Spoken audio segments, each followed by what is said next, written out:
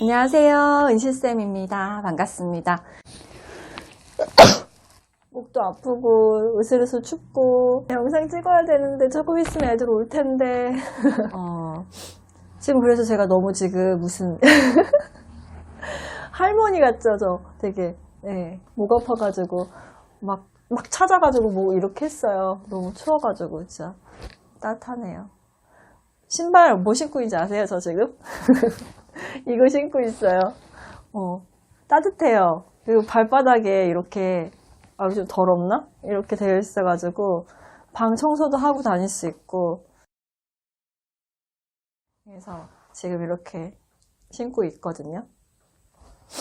그래서 따뜻하게 물도 떠다 놨고 네. 근데 준비는 다 됐는데 이렇게 영상 찍기가 싫죠 오늘? 어떡하죠? 너무 또 축축 처져 있으면 축축 처지니까 끌어올리겠습니다. 끌어올리자. 네. 최근에 읽은 책 소개해드리겠습니다. 바로 그 책은 초예측이라는 책입니다. 초예측. 세계 석학 8인에게 인류의 미래를 묻다. 초예측. 굉장히 뭔가 빵빵 터트려 주는데요.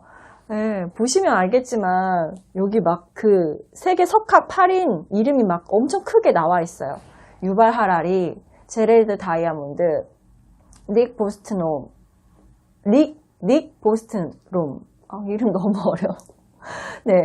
닉 보스트롬, 린다 그레튼, 다니엘 코엔, 조앤 윌리엄스, 그리고 넬 파인터, 윌리엄 페리.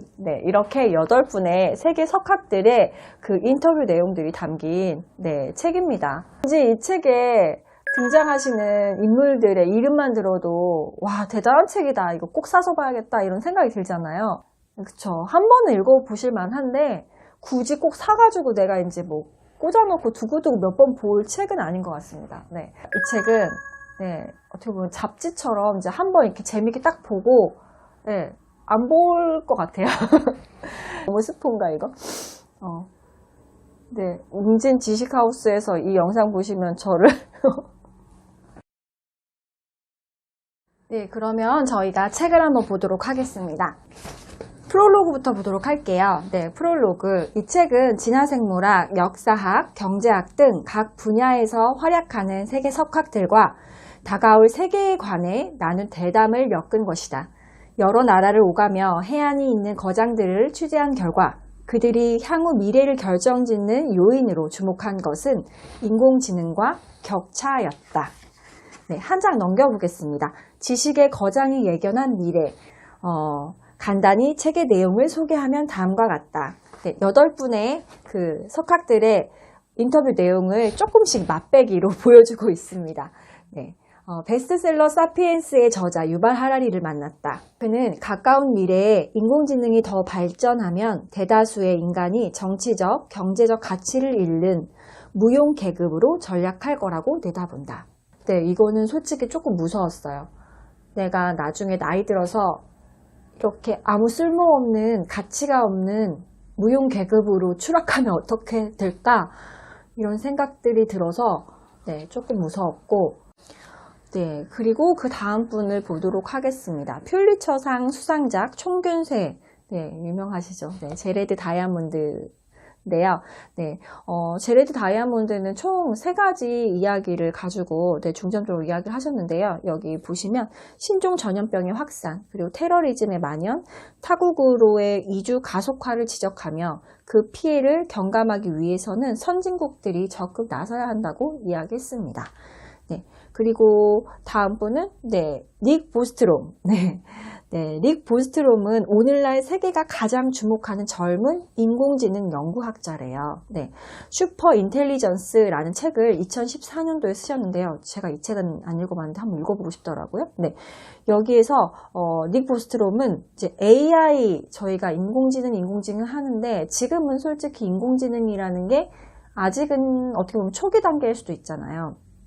근데 저희가 30년 후 그런데 저희가 30년 후면 이렇게 인간의 지능을 뛰어넘는 초지능 시대가 온다는 겁니다. 75% 정도가 네, 그렇게 초지능화된 그런 로봇들이 생기고 막 이렇게 한다면서 얘기가 나오더라고요. 초지능 시대가 온다고. 이렇게 초지능 시대가 오면 우리 인간들이 설 자리가 과연 있을까라는 생각이 들면서 좀 걱정스러웠는데 닉 보스트롬은 되게 긍정적으로 바라보고 있더라고요. 네, 인간에 되게 혜택을 줄 거고 우리 인간을 편하게 만들어줄 거다 막 이러면서 좀 좋게 바라보고 있는데, 유발 하라리도 이 인공지능에 대해서 처음에 얘기를 하거든요. 근데 유발 하라리도 조금 약간 부정적으로, 네, 어떻게 보면은 우리가 이제 이게 너무 과학기술이 우리가 생각했던 것보다, 우리가 과학은 계속 발전하는데 너무 빠르게 급속도로 발전하는데 인간이 따라가지를 못하니까 조금 혼돈을 겪을 것이다 막 이런 이야기들을 하는데, 네, 이 슈퍼 인텔리전스의 저자 닐 보스트롬은 되게 긍정적으로 바라보고 있었습니다. 네, 그리고 100세 인생의 공동 저자 린다 그레튼. 네, 린다 그레튼은 인생을 총 3단계로 나누어 볼 수 있다고 했는데요. 이렇게 양년기에는 교육, 청장년기에는 일, 노년기에는 은퇴라는 이렇게 3단계의 삶의 방식이 있는데, 이제 앞으로 미래에는 이 3단계의 방식이 통용되지 못한다고, 네, 단호하게 말하고 있습니다. 그래서 이 미래에 대한 인생 전략을 반드시 새롭게, 네, 짜야 한다, 뭐 이런 것을 이야기하고 있고요. 5번째로 다니엘 코엔. 네, 프랑스를 대표하는 경제학자이고 사상가인 다니엘 코엔은 경제 성장이 행복을 담보하는가라는 근본적인 질문을 던지며 과학기술의 발달과 경제 성장, 행복 간의 상관관계를 설명해 주고 있고요. 그리고 그 다음에는 6번째, 7번째는 저희 미국에 관련된 이야기가 나옵니다. 아무래도 미국이 세계 초대강국이잖아요. 그래서 그런지 모르겠는데 이 도널드 트럼프 대통령 이야기가 나오면서, 네, 민주주의의 위기에 대해서, 네, 이야기를 하고 있거든요. 노동 전문가인 조앤 윌리엄스와 그리고 인종 전문가인 넬 페인터의 이야기가 나오고 있습니다. 그래서 어떻게 도널드 트럼프가, 네, 우리 모두의 예상을 깨고 대통령이 되었는지, 어떤 힘이 작용했고 지금 어떤 위기에 우리가 처해 있는지 이런 게 나오고 있어요.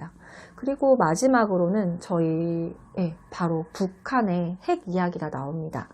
1994년에 1차 북핵 위기 때 국방부 장관으로서 외교 교섭을 맡았던 윌리엄 페리가, 네, 나오는데요. 이 윌리엄 페리가 북한의 비핵화 선언으로 전쟁 위험이 줄고는 있다곤 하지만, 네, 우발적인 핵 전쟁 발발 가능성은 늘 존재하기 때문에 우리가 꼭 인지하고 있어야 된다고 이야기하고 있습니다. 네. 자, 네, 미래의 이미지를 조금이나마 구체적으로 그릴 수 있으면 현재 해야 할 일은 더욱 명확해진다. 이 책이 여러분을 미래로 이끌어주는데 일조한다면 더할 나위 없이 기쁠 것 같다. 네, 오노 가즈모토. 네, 오노 가즈모토는 기자분이신가 봐요. 그래가지고 이 세계 다니면서 이 석학분들을 만나서 이제 인터뷰했던 내용들을 엮어서 이 책을 만든 겁니다. 네, 이 8분의 인터뷰 내용 중에서 저는 유발 하라리의 인터뷰도 되게 좋았고, 최고의 베스트는 바로 린다 그레튼의 인터뷰가, 네, 가장 좋았다고 생각을 합니다. 그래서 린다 그레튼의 이야기를, 네, 잠깐 같이 해볼까 해요. 네, 100세 시대에 맞는 새로운 삶의 방식이 필요하다라고 이야기하고 계십니다. 이제 풀타임 근무나 정년퇴직이라는 개념 자체가 사라지고 사람들은 더욱 세분화된 인생 단계에 따라서 나이에 구애받지 않고 살게 될 거라고 이야기하고 있습니다. 이렇게 해야 맞는 거죠. 지금처럼 저희 나라 보면은 이제 정년이 정해져 있잖아요. 근데 외국 같은 경우 뭐 미국도 그렇고 영국도 그렇고 뭔가, 특히 영국에 대해서 이야기가 잠깐 나왔는데 여기에서 보면, 네, 영국에서는 이렇게 직원을 구할 때 연령 제한을 두면 위법이래요. 네. 근데 저희 나라 보면 어때요? 이렇게 다 이력서에, 네, 출생 연월일을 꼭 써야 되잖아요. 그쵸? 근데 지금 저희가 이렇게 점점 고령화 사회가 되는데 정년은 계속 정해져 있고 60대, 70대가 되면은 은퇴를 해야 하고 막상 은퇴해서 내가 취업할 길은 없고 여기에서는 이제 그런 정년퇴임 그런 법을 없애야 된다 이런 내용이 나와요. 정년퇴직 제도를 없애야 된다. 네, 그렇게 이제 주장을 하시는데 저도 그 말에 굉장히 공감했어요. 그리고 또 중요한 거는 뭐냐면 이제 100세 시대를 바라봤을 때 저희가 이 교육이 너무 짧게 끝나버린다는 거죠. 교육이 평생 교육이 돼야 되는데 뭔가 우리가 무언가를 새로 시작을 하려고 해도 이 나이 들어서 시작하려면 뭔가 두려움도 있고 한데 알려주는 데는 없고 솔직히 그죠? 그래서 막막하잖아요. 그래서 저도 이 린다 그레튼의 인터뷰를 읽으면서 그래 이렇게 나이 많은 저희 뭐 40, 50대 아니면 60, 70대 이런 분들을 위한 교육 프로그램이 많이 개발됐으면 좋겠다 이런 생각을 했어요. 여성 근로자들이 일을 해야 되는 그런 시대인데 같이 일해야 되는 맞벌이 시대인데 근로 조건은 환경은 그게 안 되고 그래서 아이들도 되게 고생하고 엄마들도 그렇고 사회적으로 국가의 차원에서 여성들이 일을 잘 할 수 있게 편안하게 할 수 있게 이제 그런 기업에서도 시스템을 좀 바꿔야 된다고 생각해요. 그래서 상당히 불편하게 일을 하고 있잖아요. 어떻게 보면은 저는 이게 되게 비효율적이라고 생각하거든요. 이렇게 변화하고 있는 거에 저희 기업들이 못 맞춰가고 있는 것 같아요. 그리고 또 이런 사회적 풍토? 부부가 같이 일하는 건 맞는데 같이 일을 하면서 집의 가정에서는 막상 엄마가 아이 육아와 가사 일들을 그렇게 하고 있고 그런데 남편들은 뭔가 이 일을 내가 도와주는 거다 이렇게 생각을 하잖아요. 이게 도와주는 게 아니라 같이 해야 된다고 생각하거든요, 저는. 근데 남자들은 좀 그렇게 생각하는 사람이 별로 없는 것 같아요. 그냥 도와주는 거다. 네. 이게 약간 조금 미묘한 차이긴 한데 저는 크다고 생각하거든요. 같이 해야 되는 게 맞는데 남자들은 도와준다고 생각을 해요. 네, 그리고 이렇게 수명이 늘어나면서 지금은 이제 재산을 모으기보다는 네, 지금보다 오래 일하기 위해서 자산을 축적해 두어야 한대요. 그 자산이란 바로 생산자산, 그리고 활력자산, 변형자산으로 구성되는 무형자산입니다. 네, 저희가 생각하는 돈 이게 아니라 자산이 무형자산인 거예요. 그리고 뒤에 보시면 이 무형자산 중에서도 가장 중요한 게 뭐냐면 네, 평생 자기 자신을 변화시킬 수 있는 능력, 바로 변형자산을 뽑았습니다. 이렇게 변화할 수 있는 것 자체가 최고의 자산이 된대요.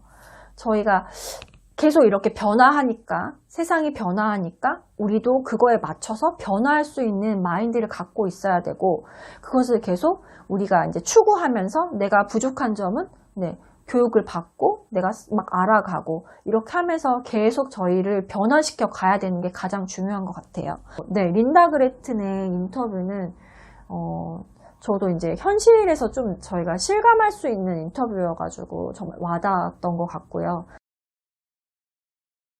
솔직히 제가 이 책을 읽고 나서 뭐가 좀 별로였냐면 너무 이 기자분이 일본 분이어서 그런지 모르겠지만 너무 자기 일본에 대한 질문 너무 많이 했더라고요. 그래서 뭐야? 인류의 미래를 물은 게 아니라 일본의 미래를 물은 거야? 뭐 이런 생각이 들게 했던 책이에요. 물론 좋긴 한데 너무 일본 위주의 인터뷰가 있지 않았나 저는 그렇게 생각이 들었어요. 여기에 계신 8분들이 공통점이 뭔지 아세요? 확실하게 이렇게 뭔가 자기의 주장을 막 펼치는 게 아니라 결국 마지막에는 약간 한 발 빼시더라고요. 네, 미래는 어떻게 될지 모른다. 네, 그게 공통점이었어요. 그래서 저는 마지막에 이게 무슨 초계측이야 이런 생각이 들었거든요. 그래서 네, 조금 아쉬웠던 책이기도 했어요. 그래서 생각했던 것보다는 조금 미흡했습니다. 저한테는. 그래서 굳이 네, 책을 사라고 권하고 싶지 않은 책이 바로 이 초예측이라는 책이었고요. 네, 하지만 네, 한번 읽어봄직은 합니다. 네. 오늘은 제가 컨디션이 좀 안 좋은 관계로 너무 대충 이렇게 영상을 찍게 되어서 정말 죄송하고요. 다음 영상 찍을 때는 좀 더 컨디션 회복해서 네, 더 좋은 책으로 여러분들 찾아뵙도록 하겠습니다. 네. 지금까지 영상 봐주셔서 너무너무 감사드리고요. 네, 다음 시간 또 기대해 주세요. 저는 그럼 다음 시간에 뵙도록 하겠습니다. 그럼 모두 건강하시고 행복하세요. 안녕.